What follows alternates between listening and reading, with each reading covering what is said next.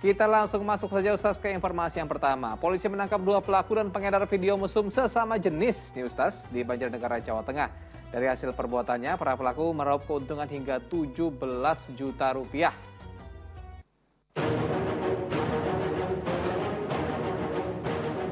Dua orang pria pelaku asusila pembuatan dan peredaran video mesum digiring aparat ke kantor polisi. Ironisnya salah seorang di antaranya masih berstatus sebagai pelajar SMK di Banjarnegara, Jawa Tengah. Mereka dengan sengaja beradegan mesum dan direkam untuk diperjualbelikan.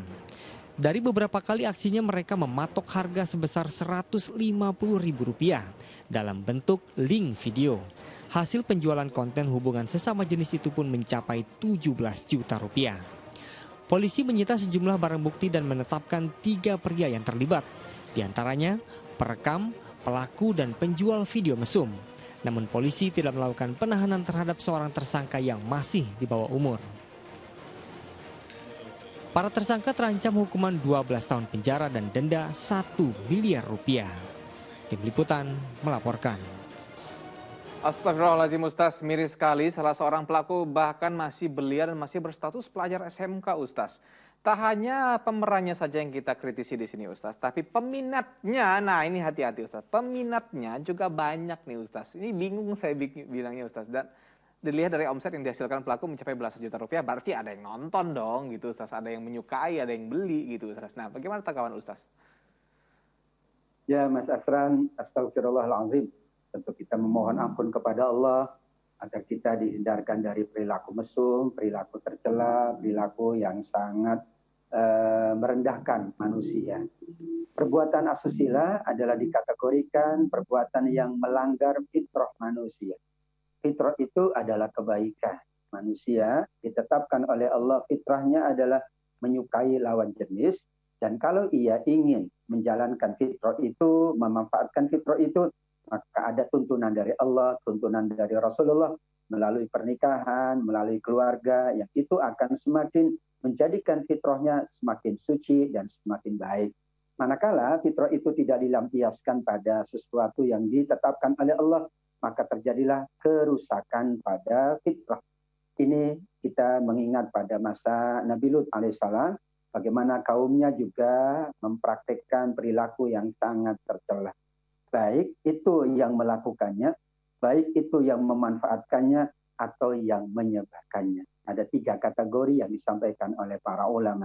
Pelakunya jelas adalah merupakan pelaku dosa besar, karena dikatakan oleh Nabi, Allah melaknat perilaku orang-orang yang mengikuti kaum Nabi Lut. Pelakunya diancam oleh Allah dengan laknat dari Allah Subhanahu wa Ta'ala.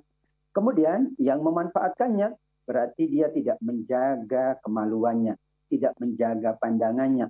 Bukankah Allah Subhanahu wa Ta'ala menyebutkan walladzina hum li furujihim hafizun, orang yang akan beruntung, orang yang berbahagia, yang mampu menahan pandangannya dari tayangan-tayangan yang tidak senonoh. Sedangkan yang menyebarkannya, yang menjajakannya, yang mengambil keuntungan darinya, diancam pula dengan surat An-Nur, innalladzina yuhibbuna an tasyi'al fahishatu, sungguh orang yang menebar keburukan, menebar asusila di tengah-tengah masyarakat, lu'inu fid dunya wal akhirah, Allah ancam dengan laknat di dunia dan juga laknat di yaumil qiyamah kelak. Ketiga-tiganya adalah kategori dosa besar, dan karenanya tentu kita sangat berharap dan kita memohon kepada Allah sebagaimana doa Allah, Rabbi najjini minnal qaumidz zalimin, ya Allah hindarkanlah kami semua dari perilaku asusila, perilaku tercela, perilaku yang memperturutkan nafsu di luar dari fitrah yang ditetapkan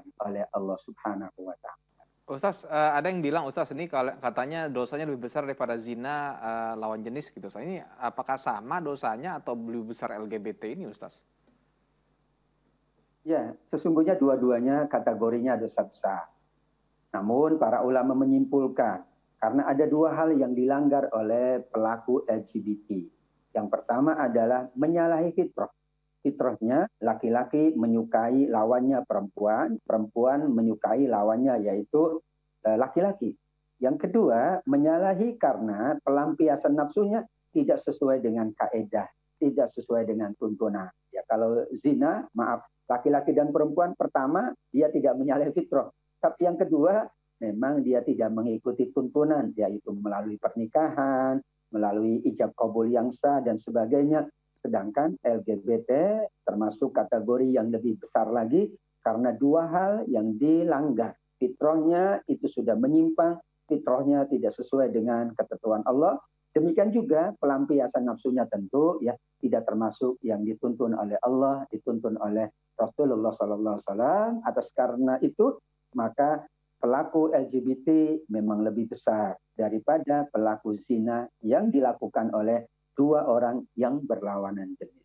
Nah, udah jelas ya jadi sekarang pemirsa. Jadi dosanya lebih besar karena melanggar dua fitrah begitu Ustaz. Nah Ustaz, Rasulullah begitu mengecam perilaku LGBT ini. Bahkan pernah ada perintah untuk mengusirnya dari satu kampung agar tidak menular.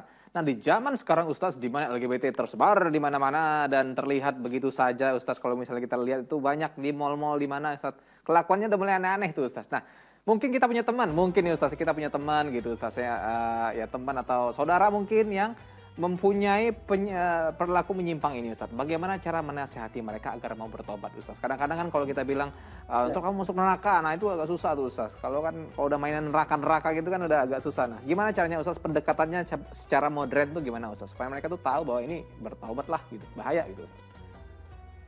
Ya, LGBT ini tidak hanya merusak agama, tapi merusak keadaan dirinya dan merusak kehidupan keluarganya. Yakinlah mereka yang melakukan itu sudah rusak fitrahnya. Maka kita ingatkan sesuatu yang positif tentunya. Bahwa masih ada kesempatan bertobat. Bagaimana bertobatnya? Meninggalkan ya lingkungan atau orang-orang yang memang sudah terbawa kepada pengaruh LGBT. Dalam dunia psikologi sesungguhnya yang kita antisipasi adalah bukan orangnya, tapi perilakunya. Karena perilaku itu bisa menyebar. Mungkin orangnya sudah, alhamdulillah, dia sudah bertobat, dia menyadari kesalahan. Tapi perilaku itulah yang kemudian dihindari agar tidak merembet, tidak menyebar dari satu lingkungan menuju lingkungan berikutnya. Betul tadi yang disampaikan bahwa seseorang tentu tidak cukup diingatkan tentang bab akhirat. Tentu tidak cukup diingatkan dengan tentang bab neraka. Yang utama adalah bahwa kita punya kepentingan diri sendiri. Kita ingin sehat diri kita, ingin sehat psikologi kita, ingin sehat fitrah kita. Karena kalau tidak sehat, maka akan berpengaruh pada kehidupan kita. Pekerjaan kita akan tidak dapat kita jalankan dengan sebaiknya. Demikian juga hubungan kita dengan keluarga, hubungan kita dengan adik, hubungan kita dengan lawan jenis, maka akan berpengaruh juga. Di samping pula diingatkan juga oleh Nabi SAW, yang paling berat adalah mereka yang melakukan perbuatan ini, maka dia tertinggal jauh dari mereka yang fitrahnya terjaga. Sehingga kullu mauludin yuladu alal fitrah. Sesungguhnya kita diciptakan sesuai dengan fitrah.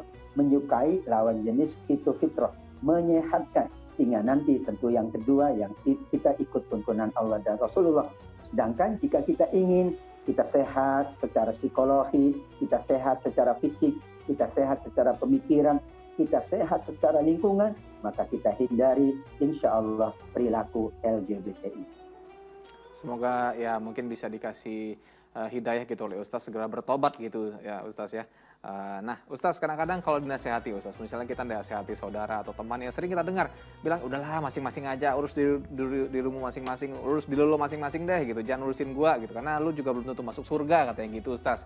Nah kadang-kadang kita terpikir juga karena mungkin saking sibuknya dengan dunia, apalagi sekarang kan doktrin sosial media udah yang penting ya kamu baik, kamu apa segala macam, saya nggak akan tanya kamu LGBT atau bukan gitu Ustaz. Nah jadinya sekarang semacam membiarkan gitu Ustaz. Yang penting dia nggak ganggu saya. Nah gitu. Nah, apakah ini satu hal yang betul atau bagaimana Ustaz? Karena ini kan jadi polemik Ustaz. Gimana caranya gitu Ustaz?